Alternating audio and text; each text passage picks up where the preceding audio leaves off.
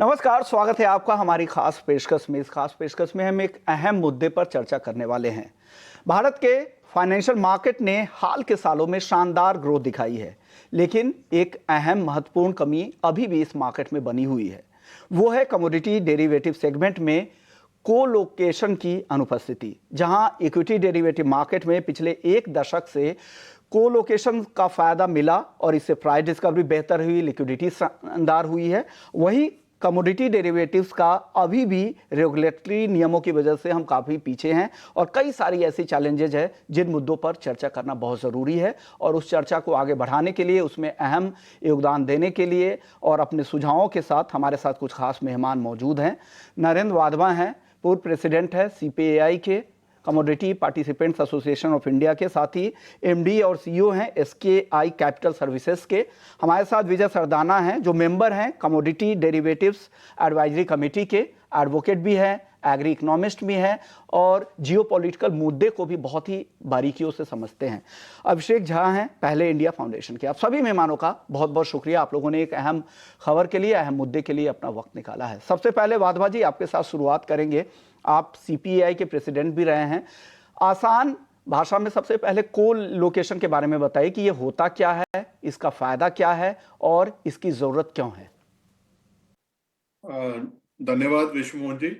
जैसे आपने बोला कि कई सालों से हमारी कोशिश रही है कि हम कमोडिटी मार्केट में वॉल्यूम्स बढ़ाएं और इसका जो रियल इसका इम्पोर्टेंस है वो लाई जाए। वो तभी पॉसिबल था जब इसके अंदर, इस मार्केट के अंदर पूरे प्रोडक्ट्स आए, पूरे पार्टिसिपेंट्स आए और पॉलिसीज ऐसी बने जिससे कि सारे के सारे अच्छी तरह से पार्टिसिपेट कर पाए। तो हम कई सालों से कोशिश करते रहे, प्रोडक्ट आ गए, पॉलिसीज सेबी की आई जिससे रिलैक्स किया गया और पार्टिसिपेंट्स को भी लेकर आए, AIF, म्यूचुअल फंड्स, FPI, ये सारे पार्टिसिपेंट्स इस मार्केट में आए और DMA फैसिलिटी आई जिसको डायरेक्ट मार्केट एक्सेस बोलते हैं। ये सारी एक्सचेंजेस लेकर आए सेबी की तरफ से परमिशन आने के बाद। एक चीज जो है जो कि अभी लैकिंग है, जो अगर हम कंपेयर करते हैं इक्विटी मार्केट से या और फाइनेंशियल मार्केट से, जब ये सारे पार्टिसिपेंट्स आते हैं तो ये पुराने तरीके से पार्टिसिपेट नहीं करते। वो पार्टिसिपेट करते हैं जब जैसे DMA से, डायरेक्ट मार्केट एक्सेस से, या उनको एक जो हाई फ्रीक्वेंसी ट्रेड होता है वो एल्गोज से होता है। ये सारे FPI जो है एल्गोज वगैरह से अपने मार्केट को पार्टिसिपेट करते हैं, जो कि प्री डिफाइंड इनकी पॉलिसीज होती हैं, स्ट्रेटेजीज होती हैं। ये तभी चल पाती हैं जबकि एक्सचेंजेस कोलो की फैसिलिटी दें। कोलो की फैसिलिटी जो है वो इक्विटी मार्केट में ऑलरेडी अवेलेबल है, कई सालों से, 2007 से हमारे यहाँ पर अवेलेबल है। कमोडिटी में ये अभी तक लैकिंग है। इसकी एक वजह जो पुरानी रही है कि जो एग्जिस्टिंग एक्सचेंजेस थी वो टेक्नोलॉजिकली इतने अपने आप को अपग्रेड नहीं कर पाई थी, तो वो रेजिस्ट करती थी। लेकिन अब मेरे को लगता है सारी कमोडिटी एक्सचेंजेस जो हैं वो प्रॉपरली इक्विप्ड हैं और हमारे को इसका चांस देना चाहिए और कोलो को अलाउ करना चाहिए। और यही जब मैं CDAC में था तो कई बार हमने एज ए CPI प्रेसिडेंट मैंने कई बार लाया था कि कोलो की facility with checks and balances हमारे को लानी चाहिए। ओके, बिल्कुल सही बात है, क्योंकि अगर आप कोलोकेशन लाएंगे तो डेफिनेटली इसका फायदा होगा। बाकी चीजें, पार्टिसिपेशन की आप मंजूरी तो दे रहे हैं, लेकिन उसके साथ जो इंफ्रा अगर आपके पास तैयार है तो ये सुविधाएं क्यों नहीं देंगे। सरदाना जी, आपसे मेरा सवाल होगा, सेबी ने इक्विटी डेरिवेटिव्स में कोलोकेशन की तो अनुमति दी है लेकिन कमोडिटी डेरिवेटिव में नहीं। क्या ये पॉलिसी कमोडिटी मार्केट के डेवलपमेंट को बाधित कर रही है? आपका सुझाव इस अहम मुद्दे पर क्या है? देखिए, सबसे पहले हमें दो चीजों को समझना होगा। एक तो एक होता है लीगेसी फैक्टर कि हमारे यहाँ पे जो पार्टिसिपेंट्स रहे कमोडिटी मार्केट्स में, वो लोग रहे जो ट्रेडिशनल कमोडिटी प्लेयर्स थे, टेक्नोलॉजिकली बैकवर्ड थे, रिमोट लोकेशन में थे, ज्यादा उनके पास रिसोर्सेज नहीं थे। एक समय वो था। आज जब हम अपने आप को हेजिंग के लिए तैयार कर रहे हैं, हम चाहते हैं कॉर्पोरेट्स कमोडिटी मार्केट में ऑपरेट करें और भारत एक हेजिंग मार्केट बने, तो सवाल इस बात का है कि फिर क्या आप पुराने तरीकों से नए मार्केट में ऑपरेट कर पाएंगे? एक सबसे बड़ा सवाल ये। दूसरा, हर मार्केट के अंदर बहुत ज्यादा डाइवर्सिटी होती है। छोटे प्लेयर भी होंगे, बड़े प्लेयर भी होंगे, ट्रेडर्स भी होंगे, हेजर्स भी होंगे, स्पेकुलेटर्स भी होंगे। अब सवाल इस बात का है कि मार्केट का डायरेक्शन क्या होना चाहिए, हम किसके लिए इकोनॉमी को तैयार कर रहे हैं, क्या स्पेकुलेटर्स के लिए या हेजर्स के लिए, या हम प्रॉपर प्राइस डिस्कवरी चाहते हैं, या हम प्रॉपर रिस्क मैनेजमेंट चाहते हैं। सबसे इंपॉर्टेंट सवाल इस बात का है कि हाँ, आप सबको एक बार में एक जगह नहीं रख सकते, ये बात सही है, लेकिन ये बात भी आपको मानना पड़ेगा कि जब आप $5 बिलियन इकोनॉमी, आप ग्लोबल इकोनॉमी में एक इंपॉर्टेंट प्लेयर बनना चाह रहे हैं, 40% of any economy is commodities, तो उस स्थिति के अंदर आप जब तक अपने आप को वर्ल्ड लेवल पे तैयार नहीं करोगे, इंटरनेशनल जो प्लेयर्स हैं वो आपके यहाँ पे हेजिंग नहीं करेंगे, तो होगा ये कि हम लोग इंडिया में ट्रेड करेंगे, प्रोडक्ट बेचेंगे, लेकिन हेजिंग करेंगे हम आउटसाइड इंडिया एक्सचेंज, क्योंकि वहां पे उनको ये सुविधाएं मिलती हैं। अब सुविधाएं क्या होती है? सुविधाएं, अब डेस्क पे बैठ के हमेशा आप एक ट्रेडर का रखो, फिर उसका बॉस उसको बताए कि अब तेरे को बाई करना है, सेल करना है, इतनी देर में तो आपको पता है कि एक दिन के अंदर $600 बिलियन का भी एक इक्विटी के अंदर फर्क आ जाता है। इसी तरह से मान लीजिए कमोडिटी के अंदर सर्किट आपका 4% लग गया, आपने मार्केट खोला और सीधा 4% लग गया, आपको एग्जिट करने का या पोजीशन लेने का या स्क्वायर ऑफ करने का टाइम नहीं मिला। अब कमोडिटी मार्केट के अंदर टोटल मार्जिन ही 0.5% और 1% होता है। अब आपका सर्किट ब्रेकर अगर 2% पे है या 4% पे है, तो एक ही दिन में आपने कई महीनों का नुकसान कर लिया, क्योंकि वहां पे वॉल्यूम ज्यादा होता है, मार्जिन कम होता है। ऐसी स्थिति के अंदर हाई फ्रीक्वेंसी ट्रेड बड़े प्लेयर्स के लिए बहुत इंपॉर्टेंट हो जाता है। और जब हम बात करते हैं हाई फ्रीक्वेंसी ट्रेड की, मतलब हम बात कर रहे हैं कि आज हम बात कर रहे हैं, अगर आप टेक्नोलॉजिकली देखें तो हम क्वांटम कंप्यूटर तक की बात करें, जो नॉर्मल कंप्यूटर 1 बिलियन साल में रिजल्ट देगा, वो कंप्यूटर जो क्वांटम कंप्यूटर है वो कुछ सेकंडों में जवाब देगा। तो एक तरफ हम बात कर रहे हैं कि how to shrink billions of years into seconds, और दूसरी तरफ हम ये कहते हैं कि हम कोलोकेशन इसलिए नहीं कर पाएंगे क्योंकि छोटे प्लेयर्स के लिए डिसएडवांटेजेस हो जाएगा। इसका मतलब यह है कि अगर आप छोटे प्लेयर्स का इंटरेस्ट बचाने की बात कर रहे हो, तो बड़े प्लेयर आपके यहां कभी नहीं आएंगे, क्योंकि उनका एक टिक के अंदर, मान लीजिए किसी ने $10 बिलियन का अपना हेजिंग पोजीशन ले रखा है इंटरनेशनल मार्केट में, या इंडिया में उसने $10 मिलियन का ले रखा है, एक फ्रैक्शन ऑफ सेकंड के अंदर अगर उसका 4% अगर सर्किट लग जाता है, तो आप समझिए उसका कितना नुकसान है, उसका पूरा 3 महीने का प्रॉफिट वाइप ऑफ हो जाता है। ऐसी स्थिति के अंदर वो कभी भी बगैर एडवांस टेक्नोलॉजी के ऑपरेट नहीं करेंगे, उनकी पॉलिसी ही परमिट नहीं करेगी। यही कारण है कि हमारी जो कमोडिटी मार्केट है उसमें डेप्थ नहीं है, यही कारण है कि हमारे यहाँ पे हेजिंग नहीं होती, हम सिर्फ स्पेकुलेटर्स मार्केट बन के रह गए। और उसका नुकसान क्या हो रहा है कि स्पेकुलेटर्स हमेशा प्राइसेस को अपवर्ड मूव करते हैं, वो हेज पोजीशन नहीं रखते। इसीलिए इंडिया में कमोडिटी मार्केट्स बहुत ज्यादा वोलेटाइल है, स्टेबल नहीं रहती, और इस वॉलेटिलिटी की कीमत पॉलिटिकल लेवल पे ये उठानी पड़ती है। फिर जो कंज्यूमर मार्केट है या प्रोसेसिंग इंडस्ट्री है, वो ये बोलती है कि जिस रफ्तार से मार्केट फ्लक्चुएट करती है, इस रफ्तार से फिजिकल मार्केट या रियल मार्केट नहीं करती, और हमें नुकसान होता है क्योंकि ये स्पेकुलेशन पूरी मार्केट की इकोनॉमी को डिस्टेबलाइज कर रहा है। और उसका खामियाजा ये होता है कि प्रेशर ये बनता है कि साहब कॉन्ट्रैक्ट या तो बंद कर दो या मॉडिफाई कर दो, और पॉलिटिकल प्रेशर ये आता है कि कॉन्ट्रैक्ट बंद कर दो if we can not manage it properly. तो इसीलिए कई चीजें हैं जो इंटर रिलेटेड है। मुझे लगता है कि अब टाइम आ गया है, we have to look at what hedgers want. Speculator तो हमेशा आएंगे जाएंगे, they are fly by night operators many times, वो आज पोजीशन लेंगे कल एग्जिट कर लेंगे, लेकिन hedgers need a stable reliable market. वो हमें देखना है कि किस तरह से हम उसके लिए इकोसिस्टम क्रिएट करें।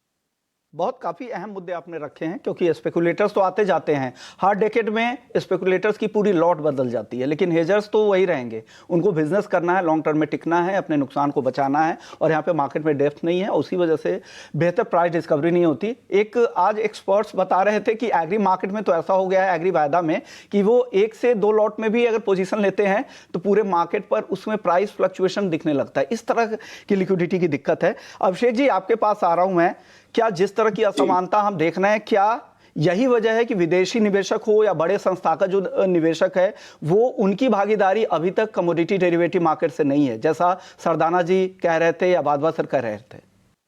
जी नमस्कार दीपक जी। मैंने दोनों का सुना, मतलब बहुत सही उन्होंने बोले, एकदम सटीक बात कही है उन्होंने। मैं इसमें कुछ और चीजें ऐड करना चाहूंगा। अब हम इसको मार्केट पर्सपेक्टिव की तरफ से देखते हैं।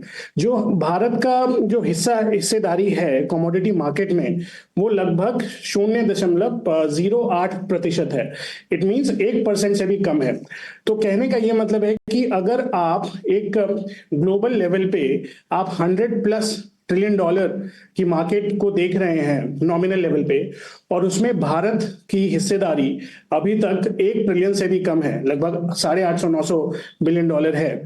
तो इसका कहीं ना कहीं ये मतलब है कि जो कॉन्फिडेंस है निवेशक का, स्पेशली जो फॉरेन निवेशक हैं, फॉरेन इन्वेस्टर्स हैं, उनका कॉन्फिडेंस अभी नहीं आया है। और बिल्कुल वाजिब है, एकदम करेक्ट है ये चीज।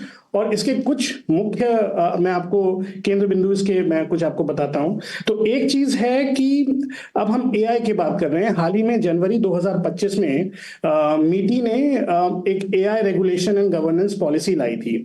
उस पॉलिसी के तहत जो सरकार की जो मंशा है वो ये है कि हम अपनी जो कैपेसिटी है फॉर हाई परफॉर्मिंग कंप्यूटिंग, और जितने भी हम ये चिप्स बनाते हैं या फिर फैब्रिकेशन है, डिजाइन है, ओसैड है, इसमें भारत की हिस्सेदारी बढ़े ग्लोबल वैल्यू चेन पे। तो इसका ये मतलब है कि इंफ्रास्ट्रक्चरल कैपेबिलिटीज जो है उसमें सरकार बहुत मतलब गंभीरता से इसको ले रही है, और बहुत ही सहज बात है और बहुत अच्छी बात है। लेकिन एट द सेम टाइम, जैसे सर ने कहा पहले भी, कि कोलोकेशन जो आप एक्सचेंज में दे रहे हैं, जो आप इक्विटी मार्केट में दे रहे हैं, वो कमोडिटी और डेरिवेटिव्स में अभी नहीं है। इसके कुछ मतलब और मार्केट्स के एग्जांपल देता हूं, जैसे शिकागो मर्केंटाइल एक्सचेंज है, या फिर टोक्यो कमोडिटी एक्सचेंज है, या फिर न्यूयॉर्क कमोडिटी एक्सचेंज है।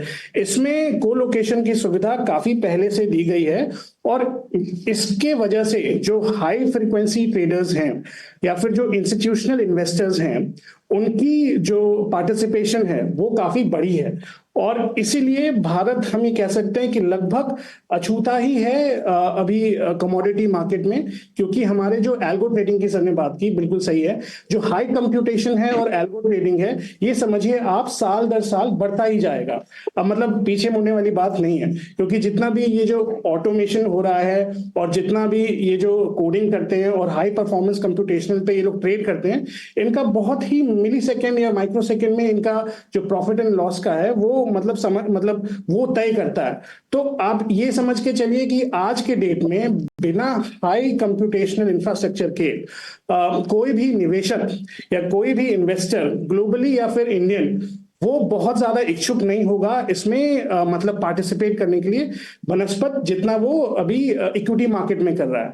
तो आप देखिएगा जो गैप है वो, मतलब अगर if we do not take this thing seriously, और अभी इस पे हम अगर सेबी अगर इसको कुछ आगे पॉलिसी फ्रेमवर्क में नहीं लेता है, तो हो सकता है कि हम इससे और पीछे ही चलते चले जाएं, जो कि ये ठीक बात नहीं होगी। क्योंकि आप समझिए, एक तरफ 100 ट्रिलियन डॉलर की नॉमिनल वैल्यू पे एक मार्केट है, जिसमें भारत की हिस्सेदारी कम से कम नहीं तो 2-5% तो होनी चाहिए। क्योंकि आप देखिए जो फॉरेक्स का जो हिस्सेदारी है या फिर ग्लोबल एक्सपोर्ट या इम्पोर्ट ट्रेड की अगर हम बात करें, तो भारत की हिस्सेदारी लगभग 2% है, थोड़ा कम है, बट इसमें तो 1 से भी कम है।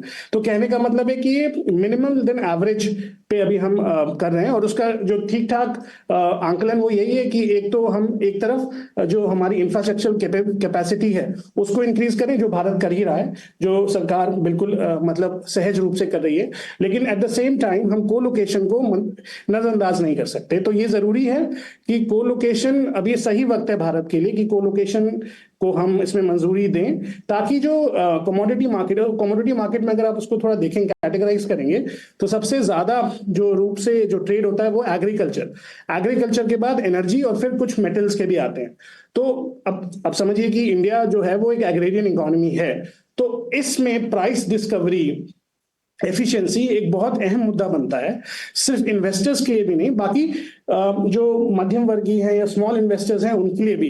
तो एक कहीं ना कहीं हम फॉर्मलाइज करेंगे इस मार्केट स्ट्रक्चर को अगर हम कोलोकेशन को एलोकेट करते हैं, और दूसरी तरफ कोलोकेशन से एक इंफ्रास्ट्रक्चर में भी एक प्रतिस्पर्धा आएगी, एक कंपटीशन आएगा, और जो कि इकोनॉमी के लिए एक बहुत सही बात होगी। ओके, बिल्कुल सही बात है, आपने भी सही मुद्दे उठाए हैं। एक सवाल मेरा बादवा जी आपसे होगा, यदि सेबी को लगता है कि कोलोकेशन को लेकर उनको चिंता है कि यहाँ पर बायसनेस को लेकर, तो इक्विटी डेरिवेटिव में ये सेवा जारी रखने का क्या कारण हो सकता है? एक और सवाल मैं यहाँ पे क्लब करना चाहूंगा, क्या कोलोकेशन सेवा छोटे और रिटेल ट्रेडर्स के लिए अगर नुकसानदायक हो सकती है तो क्या रेगुलेटरी उपाय से इसे दूर नहीं किया जा सकता, इसे और ज्यादा ट्रांसपेरेंट नहीं बनाया जा सकता है बादवा जी?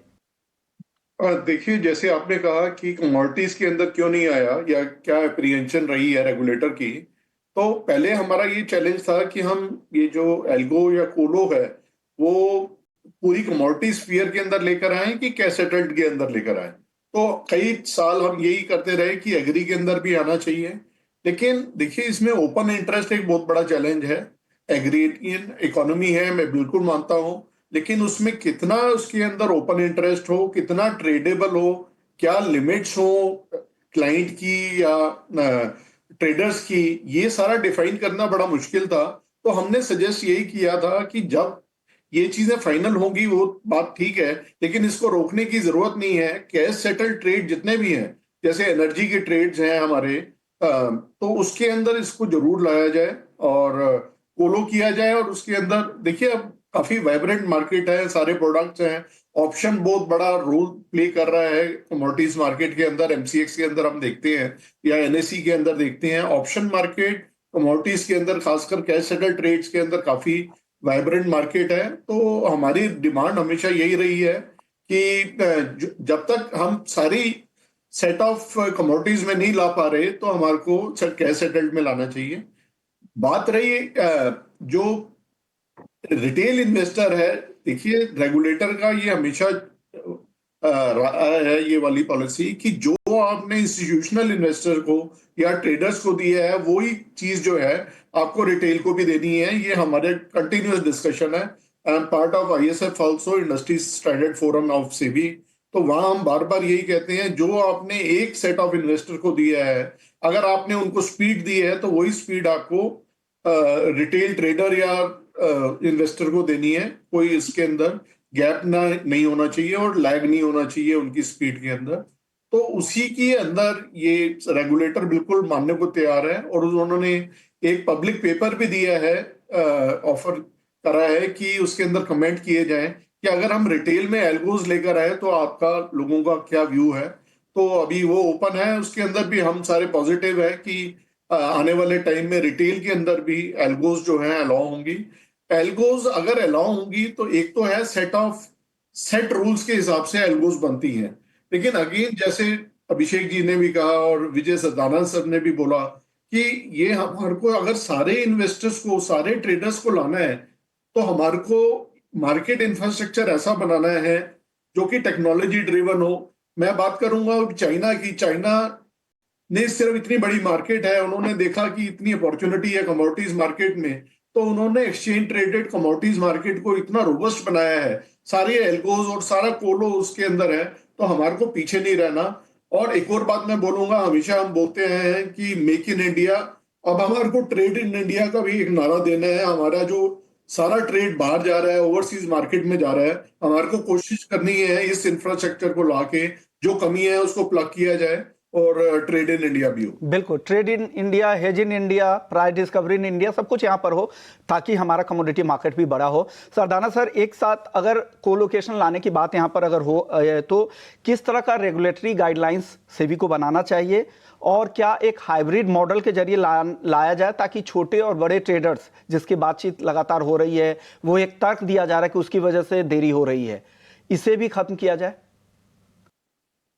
देखिए, एक बात हमें समझनी होगी कि दुनिया में कभी भी you will never have a ideal world कि बड़ा भी एक सा हो जाए, छोटे के पास भी सब कैपेबिलिटी हो जाए, ऐसा कभी ना हुआ है ना कभी होगा। तो हम आइडियल वर्ल्ड की उम्मीद ना करें। As a regulator we should be very clear. दूसरा इंपॉर्टेंट पॉइंट ये है कि जो स्टेक होल्डर है, जिनका इंटरेस्ट है मार्केट में, उनके चैलेंजेस क्या हैं और उनको हम कैसे एड्रेस कर सकते हैं। एड्रेस करने के दो तरीके हैं, जैसे हमने स्टॉक मार्केट में किया कि भाई अगर आपको स्टॉक मार्केट की समझ नहीं है तो you have A option of mutual funds. आप फायदा उठाइए, आपका थोड़ा सा मैनेजमेंट फी लगता है लेकिन आपको बाजार का फायदा मिलता है। हमने वो ऑप्शन क्रिएट किया। आपके पास एक साथ पैसा नहीं है, लमसम नहीं है, उसको आप धीरे धीरे इन्वेस्ट कर सकते हैं, आपने एसआईपी क्रिएट किया। अब आप एचएनआई हैं, आपके पास टाइम नहीं है कि आप वेल्थ मैनेजमेंट करें, अपना बिजनेस संभालें, तो आपने वेल्थ मैनेजमेंट के फोरम क्रिएट किए।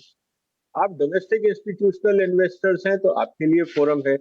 आप इंश्योरेंस कंपनी है, आपको पैसा लगाना है इंश्योरेंस प्रीमियम का ताकि रिटर्न मिले, आप इंश्योर कवर कर सकें, उसके लिए आपने रूल्स बनाए। फॉरेन इन्वेस्टमेंट पार्टिसिपेंट्स हैं, उनके लिए रूल बनाए। किसी तरह का गलत आदमी मार्केट में नहीं आए इसलिए आपने केवाईसी के रूल बनाए।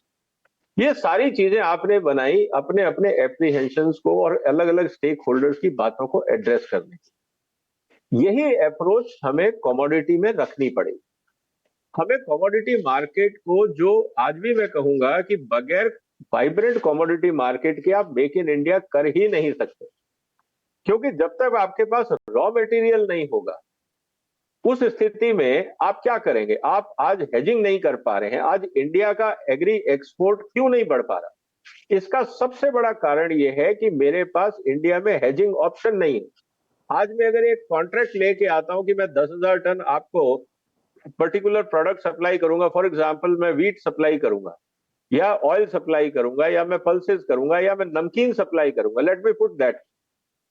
अब मैं कहता हूं मुझे नमकीन सप्लाई करनी है, मिठाई सप्लाई करनी है 10,000 टन। आज मैंने कॉन्ट्रैक्ट साइन किया, अगर मेरे पास हेजिंग ऑप्शन होता है तो मैं अपनी रिक्वायरमेंट के हिसाब से रॉ मटेरियल को हेज कर लेता हूं कि अब बाजार का प्राइस किधर भी जाए, मेरे कॉन्ट्रैक्ट के हिसाब से मैंने अपने रॉ मटेरियल की प्राइसेस को हेज कर लिया। अब क्योंकि मेरे पास हेजिंग ऑप्शन नहीं है और मेरे को पता है 10,000 टन का माल बनाने में मुझे 6 महीने लगेंगे और मुझे ये नहीं पता कि 6 महीने बाद चने का रेट क्या होगा, गेहूं का रेट क्या होगा, तेल का रेट क्या होगा, और जिस तरह से करेंसी डिवैल्यूएशन होती है तो ये रेट और बढ़ जाएंगे। तो मान लीजिए उदाहरण के लिए मैंने 100 रुपए किलो पे अगर सप्लायर के साथ, बायर के साथ एग्रीमेंट किया और मेरे रॉ मटेरियल की एवरेज प्राइस 80 रुपए बैठती है, उसमें मेरा ओवरहेड्स और प्रॉफिट मिला के 100 रुपए बनता है। कहने का मतलब यह है कि इस पूरी स्थिति के अंदर अगर प्राइसेस 10-15% ऊपर नीचे हो जाते हैं या ऊपर हो जाते हैं तो मैं तो लॉस में आ गया। इस रिस्क के कारण मैं 10,000 टन का कॉन्ट्रैक्ट लूंगा ही नहीं। अब जब मैंने लिया ही नहीं तो इसका मतलब मैंने एक्सपोर्ट नहीं किया। तो अब हो क्या रहा है कि मैं सिर्फ, जिसको आप ये कह सकते हैं, स्पॉट मार्केट के भरोसे ऑपरेट कर रहा हूं। मतलब मेरा जितना बिजनेस प्लान है वो फोर्सिएबल फ्यूचर मैक्सिमम 1 हफ्ते तक का मैं प्लान कर सकता हूं, आगे मैं सोच नहीं सकता। अब सवाल इस बात का है, एक पॉइंट मैं आपको और बताना चाहता हूं। अब सवाल इस बात का है कि अब सबको आप बराबर कैसे करो। इसीलिए मेरा ये कहना है कि आपको मार्केट को हेजर्स के लिए, क्योंकि आपको इकोनॉमी बढ़ानी, स्पेकुलेटर अपना रास्ता ढूंढ लेगा, कम ज्यादा इक्विटी अमाउंट लगा के, कैपिटल लगा के एंट्री एग्जिट कर लेगा, उसके पास फ्लेक्सिबिलिटी है। हेजर के पास फ्लेक्सिबिलिटी नहीं है, उसको तो बाजार में रहना है, सप्लाई देनी है, लॉन्ग टर्म प्लानिंग होती है, उसको आपको सपोर्ट करना अगर आपको इन्वेस्टमेंट चाहिए। नहीं तो भारत एक ट्रेडर्स इकोनॉमी बन के रह जाएगा। मैं चाइना में बनाऊंगा, इंडिया में बेचूंगा, क्योंकि वहां पे रिस्क मैनेजमेंट में चाइना में कर सकता हूं, मलेशिया में कर सकता हूं, अमेरिका में कर सकता हूं, यूरोप में कर सकता हूं, वहां मैन्युफैक्चरिंग करूंगा। और इसीलिए ट्रंप साहब कह रहे हैं कि आप कस्टम ड्यूटी कम करिए, क्योंकि हम बनाएंगे वहां और बेचेंगे यहां। इसको समझना पड़ेगा। ओके, चलिए, अब सवाल तो बहुत सारे थे लेकिन बातों बातों में पता ही नहीं चला कि वक्त कब निकल गया। शुक्रिया सरदाना सर आपका, वाधवा जी, अभिषेक जी। एक अहम मुद्दा था, इस पे लंबी चर्चा होनी जरूरी है, इसलिए हमने ये मुद्दा उठाया। हालांकि और भी कई सारे मुद्दे हैं कमोडिटी मार्केट से जुड़े, उसकी हम लगातार चर्चा करेंगे, लेकिन इस खास पेशकश को यही समेटेंगे। बाकी खबरों के लिए आप बने रहिए हमारे साथ। नमस्कार।